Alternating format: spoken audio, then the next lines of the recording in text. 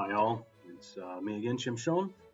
Uh, just putting out another video. Not so long ago, I tried to send a gift to a friend in Portugal, and the shipping that I used, I don't want to name what shipping company it is, but I shipped it to Portugal. I didn't realize, and clearly the person didn't realize that Portugal doesn't allow tobacco to come in. So, anyways, they decided to ship the stuff back, and I got it today.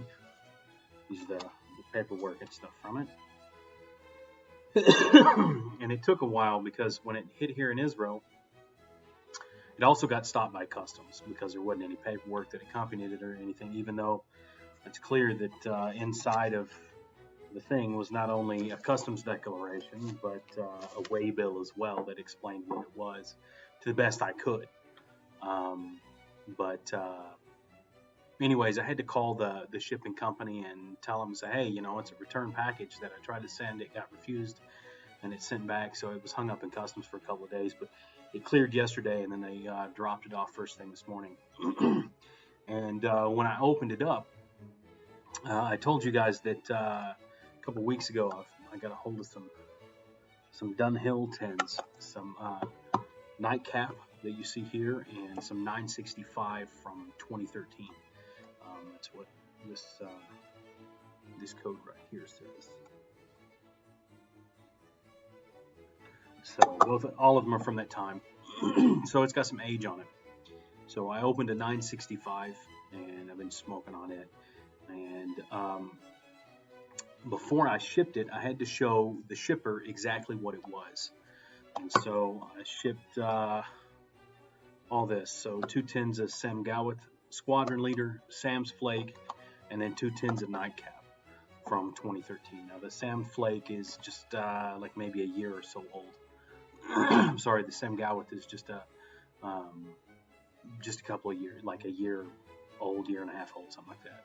So, but anyways, the guy was like, well, I need to know that you don't have drugs in it. And it's just such an interesting thing. In the United States, they swab it, they do whatever to look for it. They don't ask you what it is. So anyways, the guy required me to open one of the tins of tobacco. So, which isn't necessarily that big of a deal. Because it was going to take 24, 48 hours maybe to get to Portugal. And then the individual would open it up and smoke it anyway. So it's not that big of a deal. So anyways, I get the tobacco back. And as soon as I opened the package, I smelled this Latakia bomb. And I was like, wow, okay, so that's interesting. So there is a lesson to be learned here. That, always check what countries accept or don't accept tobacco or tobacco-related products.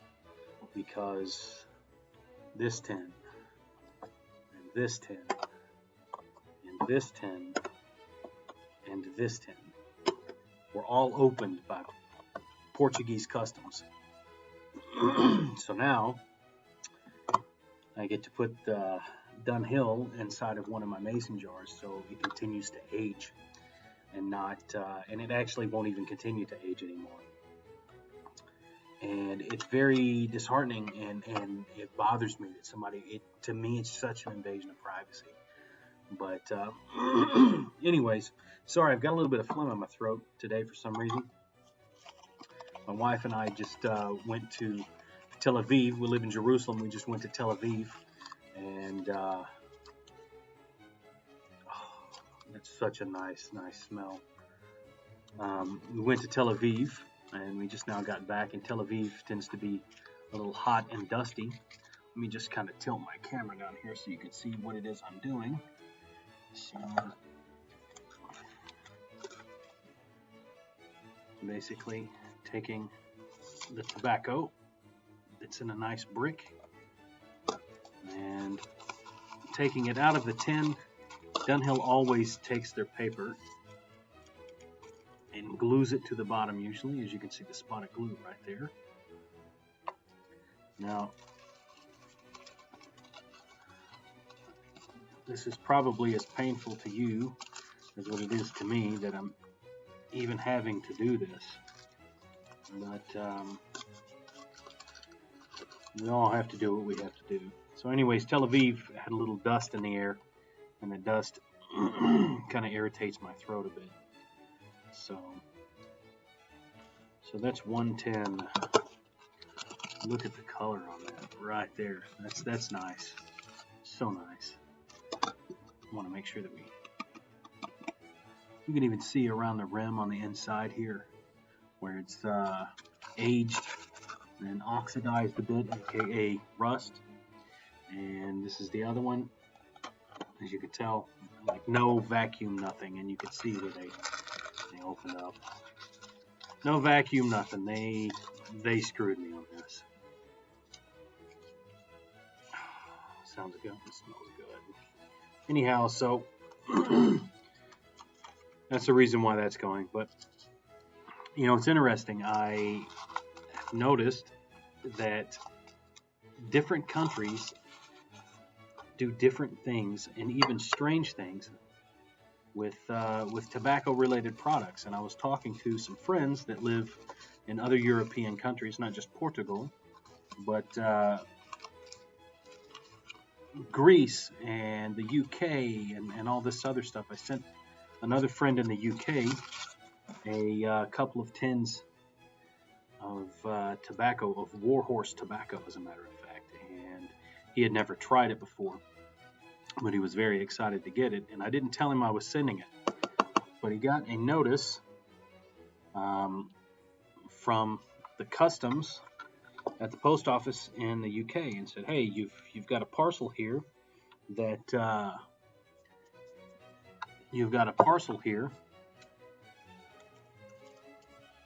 says you need to come pick it up, and you have to pay VAT on it. You have to pay import tax on it. He didn't know what it was. He didn't see who it was from or anything. Had no idea it was coming. So he had to go, and he ended up having to pay quite a bit for the tobacco. I think he had to pay the same amount in tax of what he would have paid for the product. Like it was 100% tax on it, I think, something like that. And it was crazy because had I known that, I wouldn't have sent it. Because I don't want. I'm doing it as like sending a gift to somebody. I'm not intending them to go and have to pay exactly what it is that they could have ordered it online for. So, but I guess he was very gracious, and I guess it's that age-old saying that it's a thought that counts, and he was glad to go and pay for it. But I just want to leave these out. They smell so good, but the wife doesn't so much appreciate good Latakia bomb. So anyhow, he got it. He ended up smoking it, and it was great. But one of my friends in Greece was saying that they also do similar things too. If it's labeled as a gift, it's not supposed to be taxed in the same way. And that's the thing that I did here in Portugal, is that I shipped to Portugal, was that I clearly labeled it that it was a gift. And there wasn't a label for me to put tobacco. There wasn't a category, so I put merchandise and then, put down in the description what it was. And they really harassed the guy. They threatened him to fine him or whatever if he doesn't respond and all this stuff. And it's like he didn't order it, like I sent it to him. I don't get it. But anyways, it's amazing. Here in Israel, you can basically import any type of tobacco product you want within specific quantities. But even then, I've ordered bulk for myself and a couple other friends, and it was over a kilo, so it was like 2.5 pounds worth of tobacco, and that's a lot of tobacco. Not an issue whatsoever. A month afterwards, which is pretty standard, typical, it came in, and I was able to divide it up between everybody. It was pretty spectacular. But yeah, it's crazy to imagine that is a reality somewhere where somebody has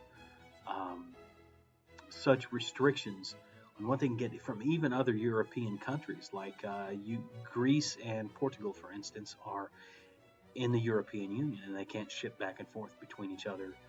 They can't ship tobacco back and forth to each other. The UK, Ireland doesn't let tobacco in at all. And I know some friends that also live in Ireland. They have a hell of a time getting tobacco.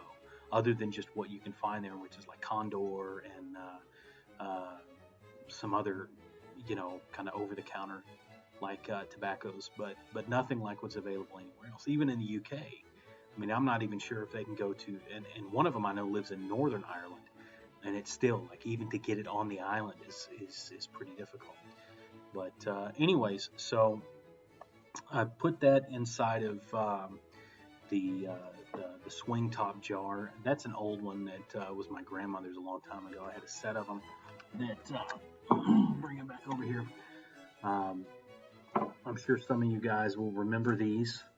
About my age, these were a commonplace in most people's houses and stuff. But it's a swing top jar that used to be made in France that you can do preserves in and stuff. And after a certain amount of time, I do canning and stuff at home, but I don't use these for canning because the glass can sometimes weaken and stuff like that, and I'd much rather just use it for things like tobacco. But I've got some smaller ones.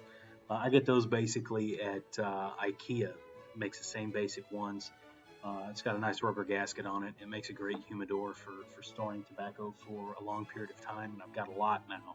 So, but I've got some Squadron Leader here and some Sam's Flake, which I love Sam's Flake. Also very much love Squadron Leader. So I've got all these tins of tobacco that are now open that I didn't expect to be open. It's going to take me a while because I still have a tin of 965. But the good news is that I'll be able to take 965 Sam's Flake. I'm sorry, not Sam's Flake, Squadron Leader. 965 Squadron Leader.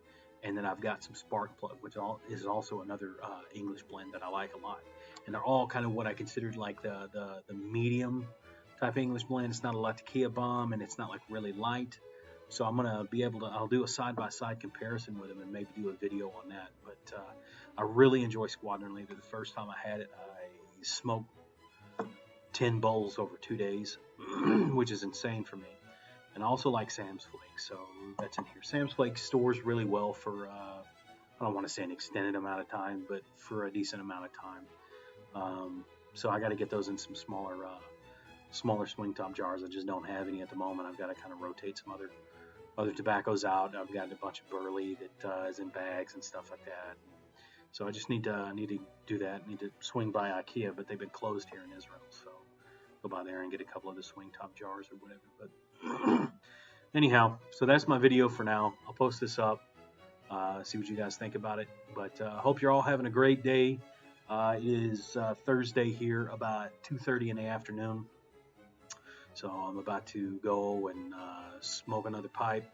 Had a little bit of one this morning, didn't get quite finished with it before I had to leave the house. But we'll finish that up and maybe have another one. So I don't know if I'm going to smoke some nightcap or some Sam Flake or chocolate flake or anything like that. I don't know yet, but I'll figure something out. I'll post a video of it.